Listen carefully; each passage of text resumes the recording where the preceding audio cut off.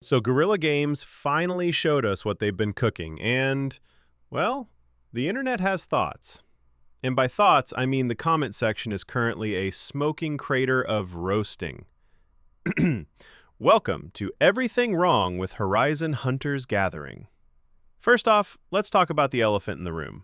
Or should I say the Overwatch in the room.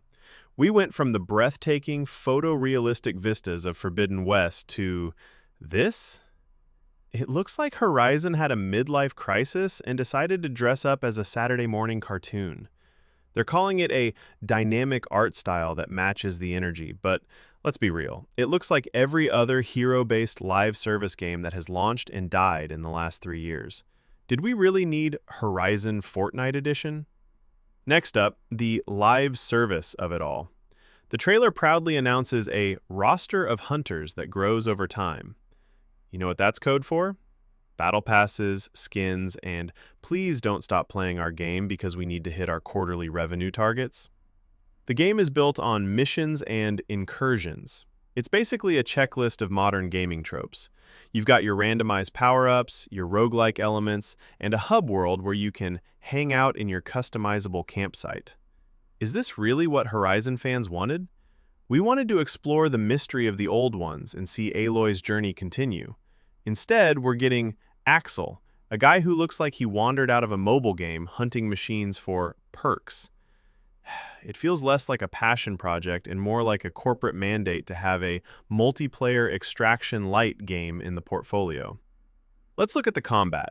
They say it's tactical, reactive, and skill-based. But from the footage, it looks like a chaotic mess of particle effects.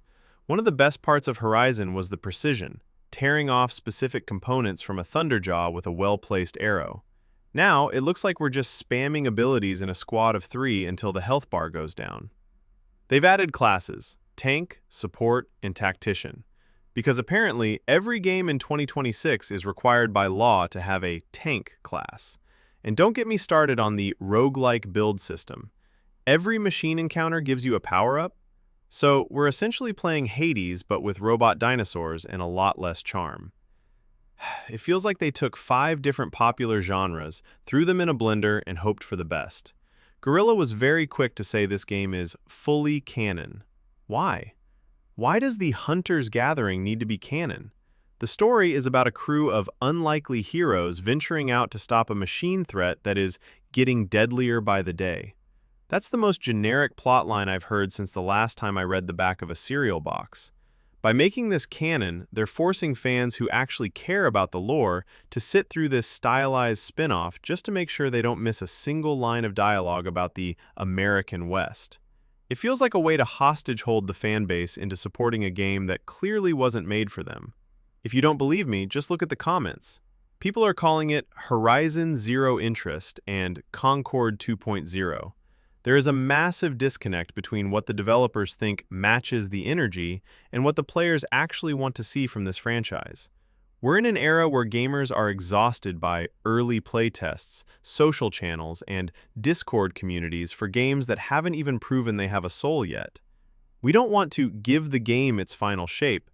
We want you to make a game that feels like it belongs in the world you spent a decade building.